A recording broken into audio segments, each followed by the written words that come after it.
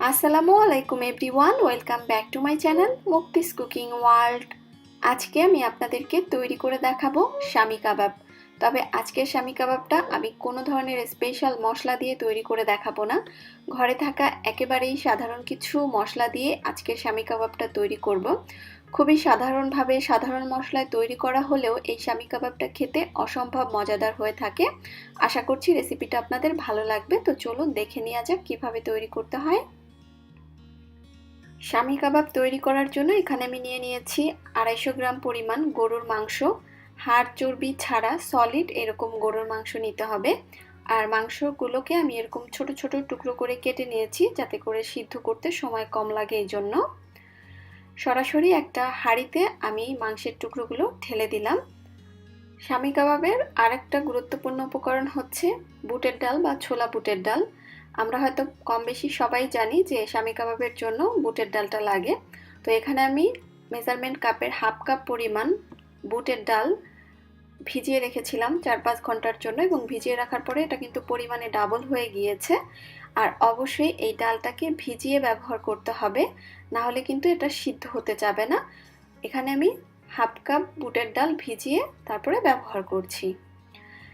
এবার এর মধ্যে আমি দিয়ে দিচ্ছি 1 টেবিল চামচ পরিমাণ আদা বাটা এবং 1 টেবিল চামচ পরিমাণ রসুন বাটা। দিয়ে দিচ্ছি 1 চা চামচ পরিমাণ জিরার গুঁড়া। এখন এর মধ্যে আমি দিচ্ছি 1 টেবিল চামচ পরিমাণ লাল মরিচের গুঁড়া। তবে যে যেমন ঝাল খান সেটা বুঝে বাড়িয়ে কমিয়ে দিতে পারবেন।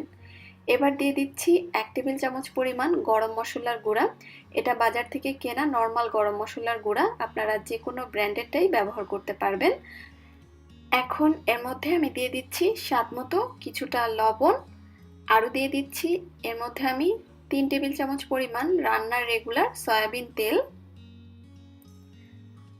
এখন এই সব কিছুকে একসাথে একটু ভালোভাবে মিশিয়ে নিতে হবে। সব উপকরণ ভালোভাবে মিশিয়ে নেওয়ার পরে এই হাঁড়িটাকে সরাসরি চুলায় বসিয়ে দিতে হবে। হাঁড়িটাকে চুলায় বসিয়ে নেওয়ার পরে এবার একটু ঢেকে দিচ্ছি।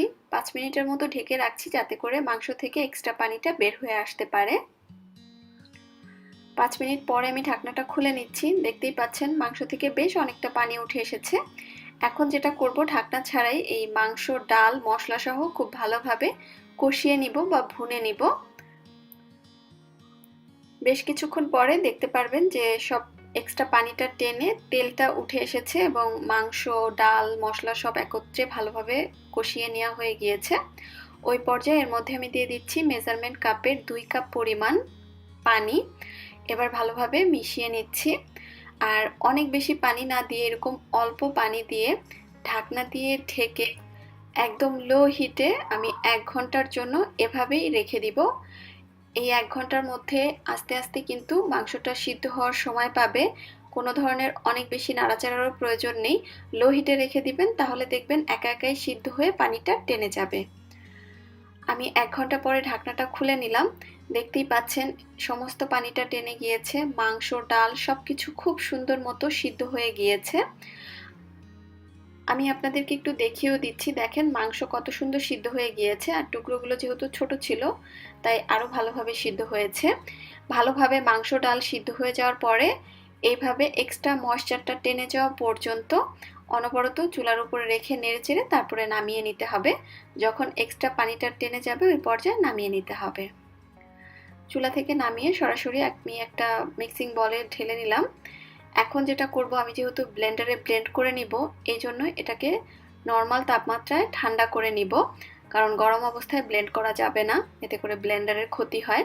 তো নর্মাল তাপমাত্রায় ঠান্ডা করে আমি ব্লেন্ড করে নেব। আর যারা পাটায় বেটে নেবেন তারা হালকা গরম থাকতে বেটে নেবেন, এতে করে সহজ হবে, বেটে নিতে কষ্ট কম হয়।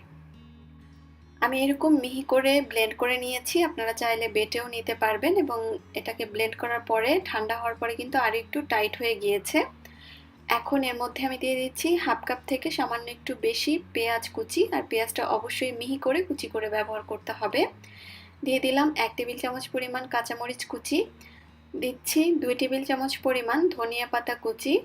এখন দিয়ে দিচ্ছি আরও 1 চা চামচ পরিমাণ গরম মশলার গুঁড়া। দিচ্ছি একটা ডিম।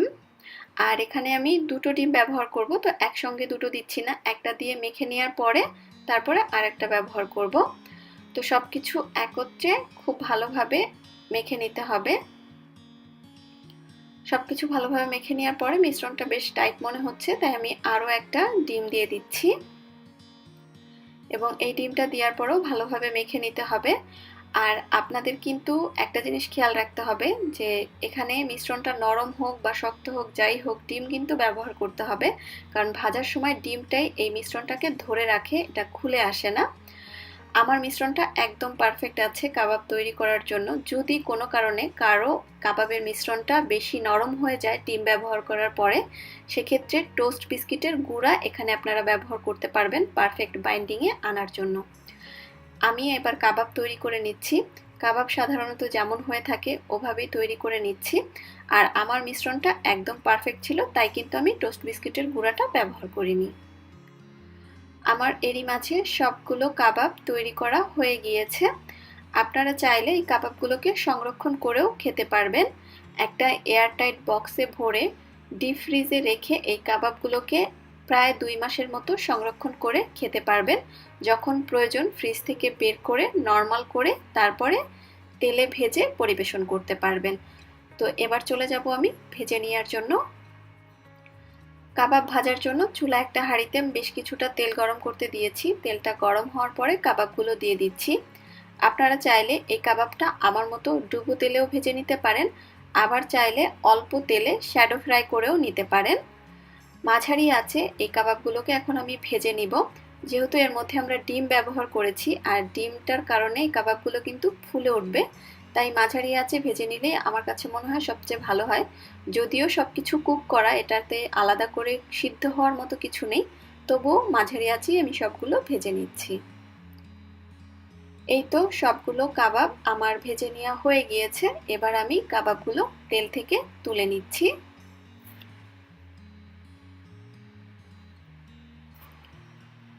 আর এরই মাঝে তৈরি হয়ে গেল আমার খুবই সহজ উপকরণ দিয়ে সহজভাবে শামি কাবাব। আমি আপনাদেরকে একটা কাবাব ভেঙে দেখাচ্ছি যে এর ভিতরটা কেমন হয়েছে। কাবাবটা ভিতরটা কতটা সুন্দর হয়েছে আশা করছি আপনারা দেখে বুঝতে পারছেন। খুব সহজ একটা রেসিপি হলেও, সহজ উপকরণ হলেও এই কাবাবটা খেতে কিন্তু অসম্ভব মজাদার। আপনারা ঘরে ট্রাই করে দেখতে পারেন, ইনশাআল্লাহ ভালো লাগবে এটুকু বলতে পারি। আশা করছি আপনাদের কাছে আমার আজকের এই রেসিপিটা ভালো লেগেছে। ভালো লাগলে একটা লাইক দিবেন এবং চ্যানেলটি সাবস্ক্রাইব করে পাশেই থাকবেন। আজকের মতো এখানেই বিদায় নিচ্ছি। আল্লাহ হাফেজ।